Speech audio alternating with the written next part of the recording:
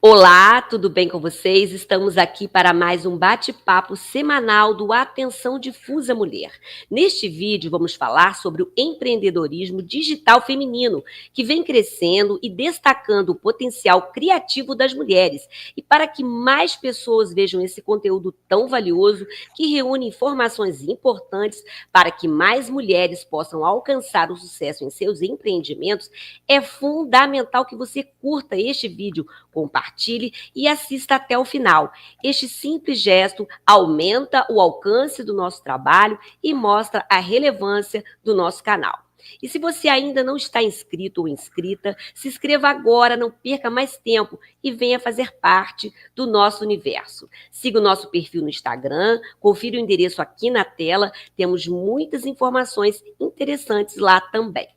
Obrigada a Lígia Passos, que está comigo na produção do canal, e ao Júnior Silveira e a Carla Gaspar pela parceria indispensável para a qualidade final dos conteúdos que oferecemos à nossa audiência. E vamos ao vídeo.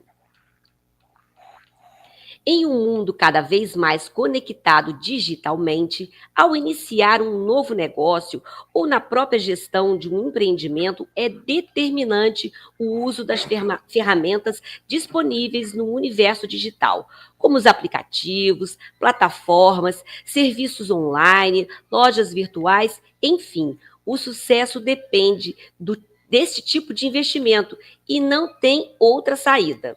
E o empreendedorismo feminino segue nesse mesmo caminho digital, se consolidando em novas oportunidades para que mulheres possam colocar em prática todo o seu potencial criativo nos negócios.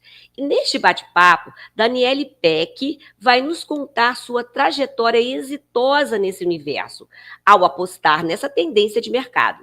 Daniele é mestre em estudos linguísticos pela Universidade Federal de São Paulo, é jornalista, professora em PLE, Ensino de Língua Portuguesa a Estrangeiros, e PLAC, Ensino do Português como Língua de Acolhimento a Migrantes de Contexto de Crise. Ela também é formadora de professores, é produtora de materiais didáticos e fundadora do Papo de Profs, uma rede que conecta e capacita professores de idioma. Daniele também é cofundadora da Portuguese for You, uma plataforma recentemente inaugurada de recursos didáticos digitais para o ensino de português como língua estrangeira. É professora de pós-graduação sobre ensino de português como língua estrangeira da Faculdade Forte, situada na cidade de São Paulo. Daniele, então, seja muito bem-vinda, minha querida. Obrigada por aceitar o nosso convite. Sinta-se em casa. Muito obrigada por estar aqui conosco. Olá, tudo bem? Eu que agradeço aí a vocês pelo convite. Eu fico muito feliz em poder compartilhar as minhas experiências com outras mulheres, especialmente, né? E aproveitar para parabenizar vocês pela iniciativa e abertura de um espaço tão importante que é tratado assim com tanta seriedade, né? Um conteúdo de mulheres para mulheres. Muito obrigada. Obrigada, querida. Então, Daniela, a gente sempre gosta de conhecer a história das mulheres que a gente entrevista. Então, faz um breve relato da sua história até aqui. Quais foram as motivações, os principais desafios nessa sua trajetória como empreendedora no universo digital? Conta pra gente aí a sua experiência, a sua vivência. Claro. Bom, acho que então a gente precisa dar um passinho para trás só para entender como eu cheguei no digital e essa minha inserção profissional aí no mundo da educação. Eu sou jornalista de formação, mas eu também fiz letras e depois o meu mestrado em estudos linguísticos, como vocês já mencionaram. Mas ainda como jornalista, lá em 2011, eu era repórter da revista Nova Escola, que era uma revista de educação, inclusive assinada pelo Ministério da Educação e distribuída em várias escolas públicas do país. E a revista era basicamente uma revista de cases ou de planos de aula que tinham sido bem-sucedidos em outras instituições públicas e que facilmente poderiam ser replicadas dentro de outras escolas. A Nova Escola tinha uma equipe pedagógica, não só de jornalistas, que ajudavam a redesenhar um pouco esses planos e praticavam ali, participavam das edições de todos eles, enfim. E aí, logo em seguida, eu fui fazer um intercâmbio, daí já da Faculdade de Letras, na Alemanha, porque a minha habilitação era alemão-português, e tive algumas disciplinas sobre o ensino do alemão como língua estrangeira. E eu voltei apaixonada por ensino, convicta de que eu queria fazer uma transição de carreira para me tornar professora, então ir para a sala de aula, mas já conhecia muito bem a realidade desse público por conta da nova escola. A gente tinha matérias e planos de aulas divulgados para professores de línguas estrangeiras que atuavam no Brasil, com língua inglesa e língua espanhola. E a gente sabe que existe uma lacuna formativa muito grande. Quando a gente pensa de um professor que sai de uma universidade e entra numa sala de aula, né? Metodologia didática, a gente tem déficits assim, muito grandes desse tipo de conteúdo dentro das universidades. E quando eu fui para a escola, fui para uma escola de idiomas, aí como professora, mas logo em seguida assumi o cargo de coordenação pedagógica e fazia a formação dos professores da escola. E verifiquei que as lacunas formativas eram exatamente as mesmas. Até o momento que também fui trabalhar com português como língua estrangeira a convite dessa mesma escola, surgiu essa demanda e eu fui atender. E eu percebi que a área do português como língua estrangeira era mais deficitária ainda. A gente tinha números muito baixos de materiais didáticos disponíveis, muitos deles desatualizados para aquele momento. Hoje essa produção aumentou muito, né? Estou falando de 10 anos atrás. E existe um dado interessante que na área do português língua estrangeira a gente só tem 4 faculdades no Brasil inteiro que têm essa especialização dentro da habilitação de letras. Português como segunda língua, português do Brasil para estrangeiros, são cursos que praticamente inexistem se a gente pensar no tamanho do Brasil. Então, eu me vi dentro dessa realidade também com muitas dificuldades, né, como professora de português. E decidi, então, que seria o momento de começar a trabalhar com formação de professores para que eu pudesse não só auxiliar os meus colegas, mas até a mim mesma. E criamos, então, trilhas formativas no Papo de Profs, e a primeira delas foi o Ensino em Português, que é uma trilha sobre o ensino de português como língua estrangeira. Logo em seguida, curso sobre planejamento didático e ensino online, porque a pandemia estourou no ano seguinte da nossa fundação, e aí a gente então criou um curso às pressas, digamos assim, porque a demanda ela surgiu de como ensinar digitalmente e como aprender as ferramentas para tornar essa aula dinâmica e não ter tanto tempo assim de ficar gravando aula e tal, porque os professores entraram numa dinâmica que eles não sabiam nem como fazer as coisas, né? E logo em seguida, as professoras pediram para que a gente abrisse uma área de empreendedorismo para administração das próprias carreiras. E aí, o movimento mais natural que aconteceu agora foi a criação dos materiais didáticos, porque já te contei que no português língua estrangeira a gente tem poucos. E aí, então, existe espaço, especialmente no digital, para que isso seja feito. Esse foi o nosso próximo passo. Então, nós vamos falar sobre isso aí, sobre essa questão do empreendedorismo, né? A gente vai falar um pouco mais também sobre o Papo de Profs, mas a gente vai falar um pouco sobre a questão do empreendedorismo digital feminino, que já é uma realidade, que cada vez mais vem ganhando força e inspirando mulheres. E você falou uma questão da pandemia, então realmente a pandemia ela acelerou esse movimento, né? A gente viu na experiência todo mundo, né? E a gente viu também aqui nas nossas escolas públicas e particulares, né? E qual a sua avaliação sobre esse novo mercado? A gente vai falar um pouco dessa questão do empreendedorismo digital. É uma oportunidade de inovação e transformação da sociedade que também pode atuar como uma alternativa de combate à desigualdade de gênero ou o contrário disso tudo, né? Na realidade, só vai reforçar e só vem reforçando preconceitos, visto que o mundo digital ele não é também tão inclusivo. Durante a pandemia foi muito visto isso, né? Então, fala um pouco sobre essa realidade do empreendedorismo digital, como que isso pode impactar na questão de gênero. Fala um pouco para a gente sobre isso. Claro. Bom, eu acho que a pandemia ela acelerou muito o mercado digital como um todo, né? E os números não negam, assim. Quando eu olho para o próprio mercado de atuação do Papo, a gente vê números que falam em crescimento de 20% por ano até 2028, movimentando vários bilhões de dólares, enfim. Essas pesquisas estão aí na internet, eu não estou inventando nada, né? Portanto, o que eu acho é que existem muitas oportunidades, sim, que podem ser aproveitadas em outras áreas que não só do ensino, e aí eu não tenho esses dados, mas a gente vê empresas como a Hotmart, que é uma plataforma digital de hospedagem de cursos, crescendo pra caramba. Ela é a maior da América Latina, ela é bilionária, virou um unicórnio brasileiro, né? Que é um termo que se fala para empresas que faturam a partir de X bilhão, né? Startups que são fundadas e faturam muitos bilhões e tal. Então, isso é dado, né? Isso não é uma coisa que eu acho, que é uma coisa que está acontecendo.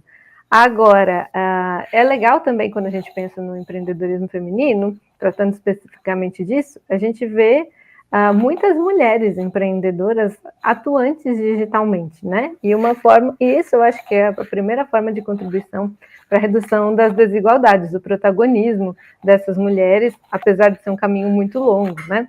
Então, existe uma mobilização cada vez maior, sem dúvida, de iniciativas de empreendedorismo feminino e mulheres empreendedoras, mulheres investidoras, e, enfim, elas produzem muitos conteúdos, por exemplo, a Camila Farani, que foi Shark Tank, a Cristina Junqueira, que é uma das fundadoras do Nubank, que é outro unicórnio brasileiro, enfim, a própria Rede Mulher Empreendedora, que começou há muitos anos atrás no offline, mas tem muitas ações online. Então, todas elas têm esse papel, assim, né? Agora, sem tirar o valor da contribuição de todas essas mulheres que se mobilizam, né? O que eu acho que acontece às vezes, que algumas mulheres elas tentam se enquadrar numa lógica bastante masculinizada e de a produtividade máxima e uma série de coisas, né? Trabalho enquanto eles dormem e um monte de coisas que tem muito a ver com essa energia e esse universo masculino. O empreendedorismo é dominado pelos homens, né? Sim. E eu acho que fica um pouco prejudicial para nós que temos enfim, somos cíclicas, temos outra visão, não é, do que é empreender, quais são os objetivos que a gente tem enquanto missão de empresa e tal. Então, acho que a gente precisa ter cuidado nessa curadoria, porque os conteúdos estão aí, muitas mulheres estão se mobilizando para isso. O próprio Papo, né, reúne professoras que são professoras empreendedoras e que transformaram as próprias carreiras, mas a gente tem que ter um pouco de cuidado. Por exemplo, a gente vê muitos mentores de professores dizendo vamos encher a sua agenda e coisas como essa, e a gente não acredita nisso, né? A gente acredita numa rotina mais saudável, com alunos que paguem bem o professor, para que ele justamente não tenha que ter uma agenda lotada. Então, acho que tem essas nuances, assim, que a gente tem que ver direitinho, né? Se isso se enquadra realmente no que a gente entende que seja empreender de forma saudável. É interessante trazer esse perfil feminino para essa prática, né? Isso é bem interessante, né? Porque a mulher ela já tem dupla, tripla jornada. Exato. E às vezes o empreendedorismo traz essa possibilidade dela conciliar, mas tem que garantir essa condição de um trabalho mais saudável, porque senão todo mundo adoece e ninguém produz doente. Né? Assim, então, eu acho que a gente já parte de um lugar desigual, só para completar, porque as mulheres realmente têm essa dupla, tripla jornada, então não dá para dizer que você vai trabalhar a mesma quantidade de horas que um homem empreendedor, porque talvez você tenha muitos outros papéis que acabam ficando, tornando a rotina dessa mulher sobrecarregada, e também todos os números mostram isso, né? Então, a gente tem que partir de uma igualdade, entre aspas, que não é igual.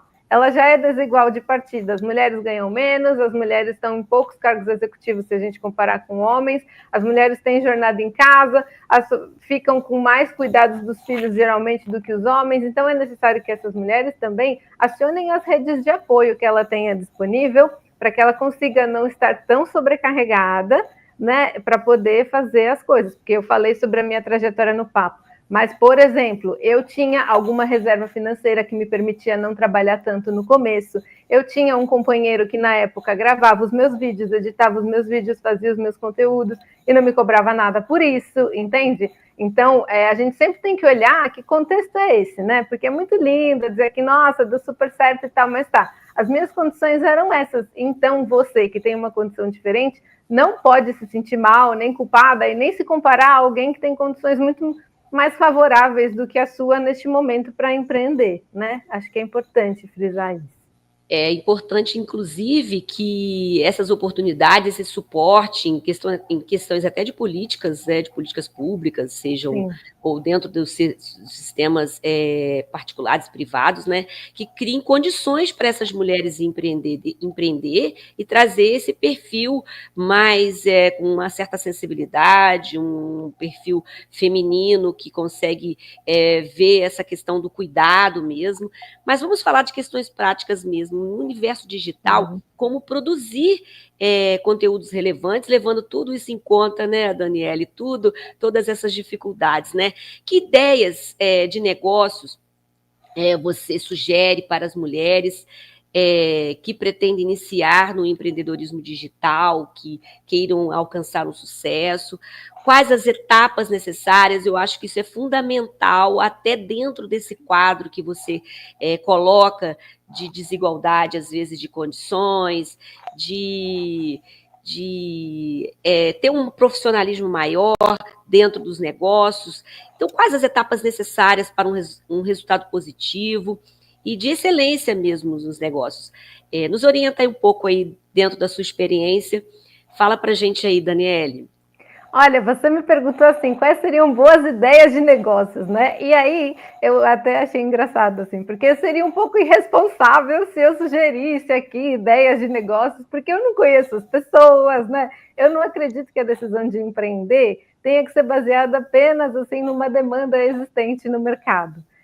Empreender precisa ser uma jornada agradável para as pessoas, porque ela é longa, ela vai ter altos e baixos e você precisa ter energia e empolgação, né? Entusiasmo. Eu sou entusiasmada pelo que eu faço.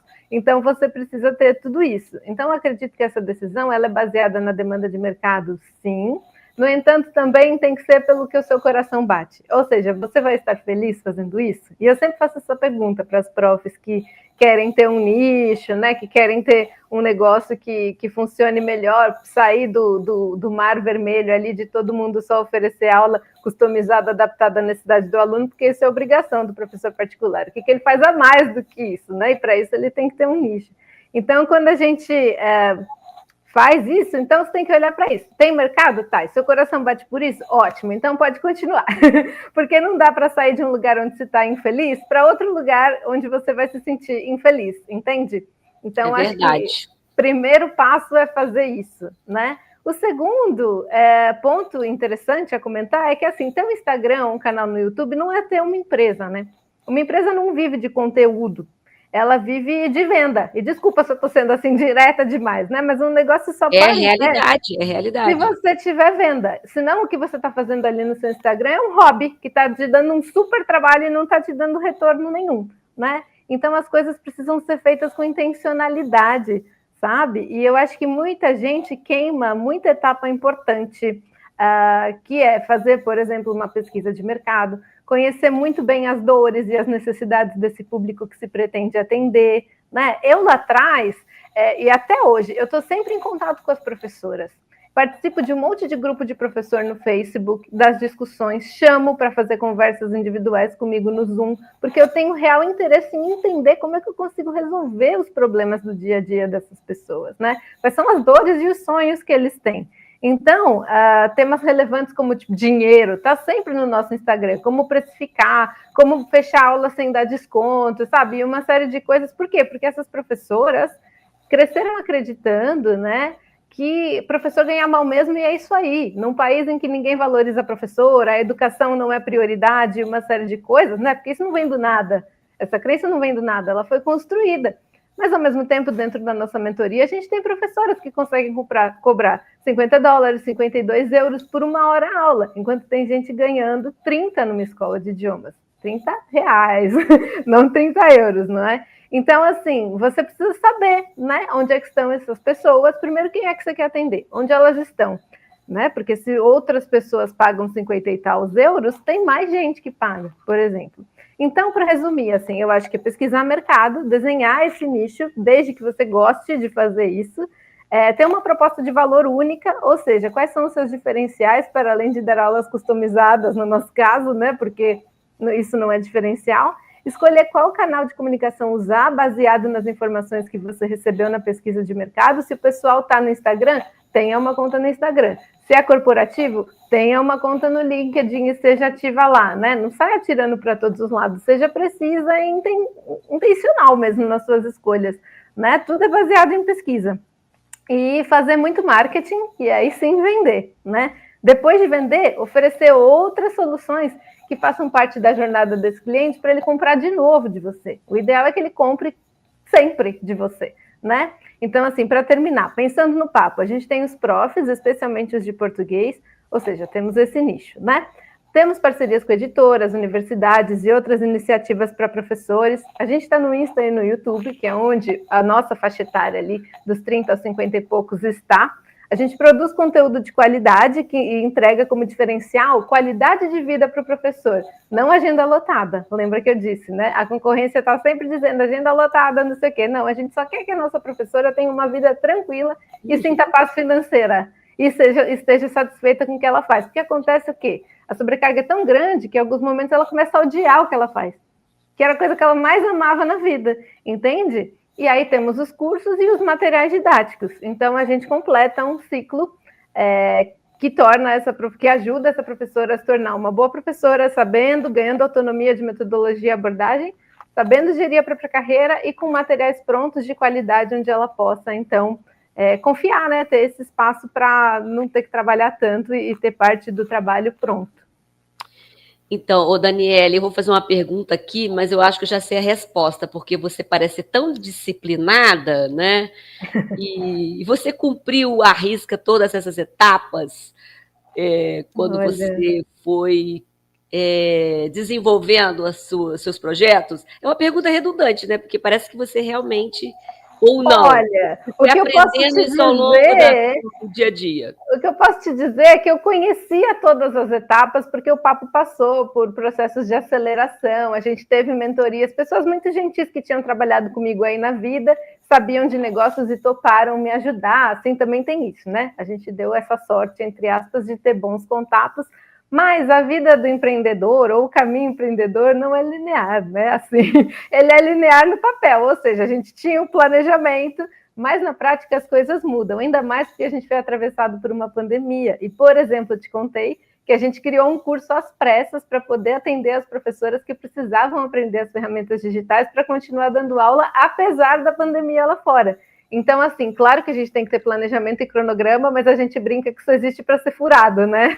Porque assim, se você se agarrar ao seu planejamento, por exemplo, a gente teria deixado de aproveitar um monte de oportunidade que surgiu num contexto que era péssimo. Gente, não acho que a pandemia tenha sido boa para ninguém, mas assim, ela abriu um precedente de pessoas estudando digitalmente que nunca tinha se visto na história da humanidade, né? Então, as empresas, elas se movimentaram para aproveitar essas oportunidades e, ao mesmo tempo, contribuir com a vida das pessoas. Todo mundo falava assim, que legal participar dos cursos de vocês, porque a gente se sente em casa, é contato com outras pessoas legais, e sabe, do tipo, não era só um curso por um curso, era uma formação de comunidade de pessoas que estavam altamente sensibilizadas, não só pelo profissional, mas por tudo que acontecia ali. São seres humanos, né, gente? Então, enfim, respondendo essa pergunta, eu acho que sim, a gente seguiu a risca na medida do possível, mas a gente tem que ter muito essa consciência de que a flexibilidade ela é desejável,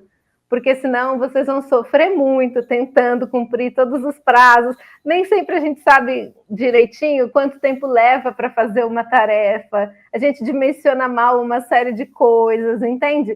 Então, eu acho que essa flexibilidade ela é muito desejável, porque saber o caminho é importante, mas pegar uns atalhos ou às vezes ter que dar uma ré e não sei o que também é tão importante quanto. Então, reforçando uma das características das mulheres é exatamente essa flexibilidade, porque ela já lida com isso no dia a dia, né? Ela tá ali, vai sair para trabalhar e a criança está com febre, ela tem que fazer a gestão dessa situação. Então, acho que o dia a dia da mulher, ela já faz com que ela tenha esse perfil um pouco mais aberta a essa flexibilidade e agir rápido também, né? Porque mesmo você tem que ter uma agilidade diante da adversidade, não é, Daniele? Sem dúvida. Então, Daniele, Mas a gente queria conhecer um pouco mais sobre o seu trabalho, né? O que você oferece. Então, como formadora de professores e produtoras de materiais didáticos, defina para a gente quais são os principais objetivos do Papo de Profs, a gente queria entender um pouco mais. E da Uhum. recente inaugurada plataforma Portuguese for You, da qual o nosso canal, Atenção Difusa Mulher, também será colaborador, né? Muito bacana. Sim. Qual é o diferencial? Hoje você falou de diferencial. Qual o diferencial apresentado por essas iniciativas? Como acessá-las? Como que os professores, as professoras podem ter acesso? Fala um pouco para a gente aí nessa questão dos contatos. A gente vai colocar os contatos mesmo, mas como que é? Como que é na prática Ok. isso? Claro. Então, o Papo, ele tem essa missão, ele nasceu com a missão de preencher essas lacunas formativas de metodologia e didática, que é muito presente no dia a dia dos professores de idiomas. E existe uma outra camada ainda, quando a gente pensa no português como língua estrangeira e até em outros idiomas. Muita gente não tem formação específica, mas se tornou professor de idiomas por circunstâncias da vida. Dou um exemplo, eu vim morar na Suíça e aí tinha uma demanda de aulas de português para estrangeiros e eu fui lá, me candidatei, mas assim, tudo que eu tenho de requisito é que eu sei falar português.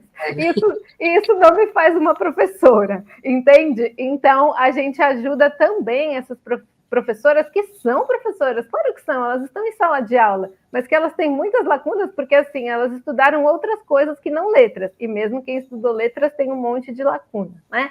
Então, a gente nasceu com essa função para dar autonomia, para que as professoras consigam planejar mais rápido, conseguir mostrar o valor do próprio trabalho, enfim, e consigam ter, mais uma vez, uma vida mais saudável. A nossa preocupação sempre foi, com todo respeito aos alunos, a qualidade de vida das professoras, porque todo mundo sempre fala, os alunos isso, os alunos aquilo, vamos garantir a aprendizagem dos alunos, mas com um professor em frangalhos, como é que você garante isso, né? Então, o nosso foco sempre foi a qualidade de vida do professor por meio de um monte de iniciativas que também tem previsto aí a construção de comunidade, trabalho coletivo, para que elas possam, então, trocar também as dores, as ideias legais e uma série de coisas num espaço em que é seguro elas fazerem isso, sabe?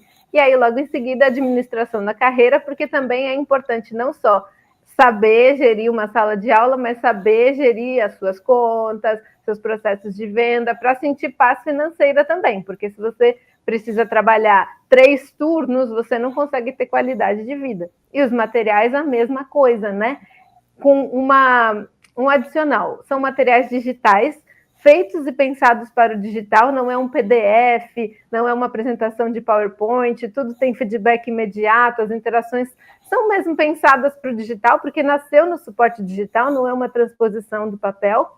E a gente também, por não ser um grande grupo editorial, a gente não tem tabu temático, né? A gente trabalha temas transversais, por exemplo, machismo, feminismo, homofobia, questões ambientais que estão aí na ordem do dia e que boa parte desses conteúdos, quando você olha em plataformas de editoras grandes, no PLE nem tem, né? Mas pensando no inglês, no alemão e tal, eles evitam esses temas porque esses temas podem não vender a determinados públicos, ok? E a gente tem essa isenção justamente por ser um projeto independente. Tanto que uma das lições que foi feita em parceria aqui é sobre etarismo, né? Do tipo, quem quer falar sobre etarismo? Muita gente. Só que os grandes grupos editoriais simplesmente ignoram isso.